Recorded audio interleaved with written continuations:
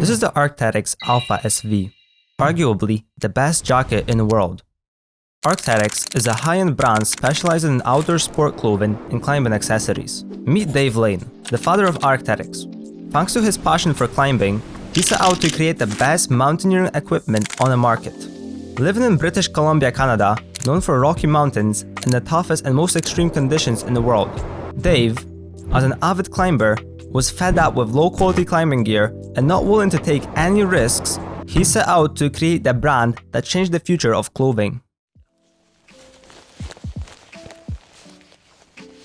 Recently, Arcteryx went from being worn by old men that have a lot of time for walking up hills to being a known brand in the street fashion community. As a side quest, let's check out how some celebs style their Arcteryx and create a tier list based on who wore it the best.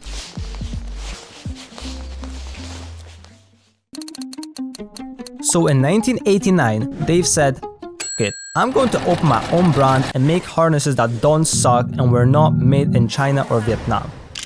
Dave officially launched rock solid and managed to stack up $30,000 in sales in the first year, marking the beginnings of his success. Noticing the potential, Dave brought in his business partner Jeremy Gard, who was also a nice climber, to help him bring his little company to the next level. First, they felt like the brand needed some spice and needed a new name. So the two minds came together and decided, we should name the company after a cool dinosaur. Meet the main character of the story, Arcteryx lithographica. I don't know if I said it wrong, let me know. The world's first flyable bird. This bird is the OG of all birds, and one day he believed he could fly and proved his haters wrong. Anyway, back to the story. With aims to revolutionize the world of performance outwear, their products quickly gained traction and were rated as the top harnesses by the Climbing magazine.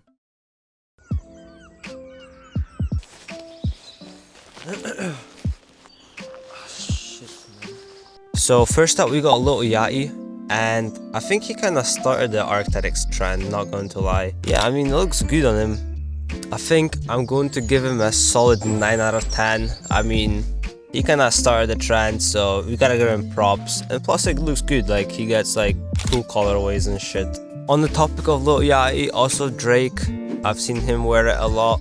And yeah, his ones are kind of on par with Yachty.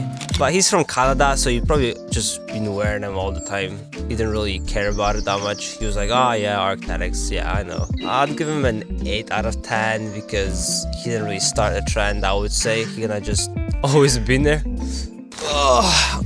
Make sure to like and subscribe, yes. Thank you. The co-founder Jeremy Gard, also being an avid ice climber, had the bone to pick with how jackets were made in the 90s. Why the f is there all these flaps and loose armpit material that makes me look like a flying squirrel? This issue sparked a dream. The dream to create a perfect jacket for ice climbers that tackled all the problems a traditional jacket had.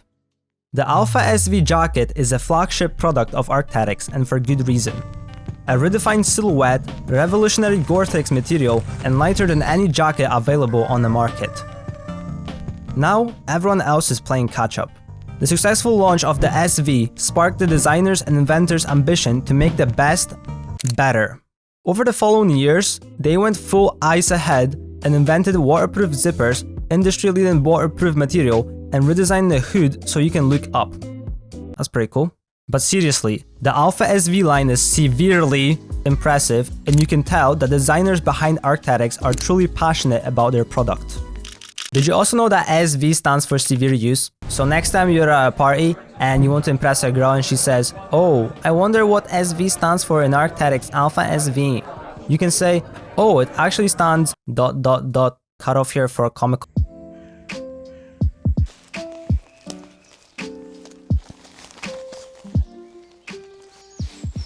This shit smells like sap.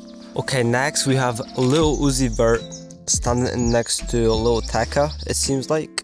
Pretty chill fit, you know, it's like street fashion. More on street fashion later. Yeah, 4, nah, not even a 4. 3 out of 10 I would say. But yeah, this is pretty weak. I was expecting way more from him. Zack Effron, I mean, is that even Zack Effron? I just typed in celebrities with Arcteryx, so if it's not Zack Effron, I'm sincerely sorry. Okay, let's go.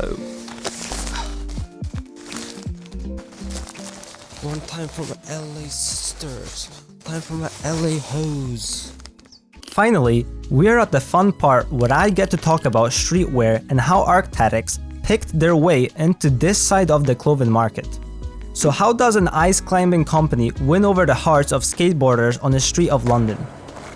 In 2009, Arcteryx launched their Valence line of products that were aimed at the Gorpcore lovers. Gorpcore is a fashion trend in which outwear typically designed for outdoor recreation is worn as streetwear. The brand was also implemented in one of Off-White fashion shows where a girl wore 1/3 of the jacket over a dress, introducing the brand to a new set of eyes. Do you rate the fit? Let me know. All this is true, but here is what I think is the truth.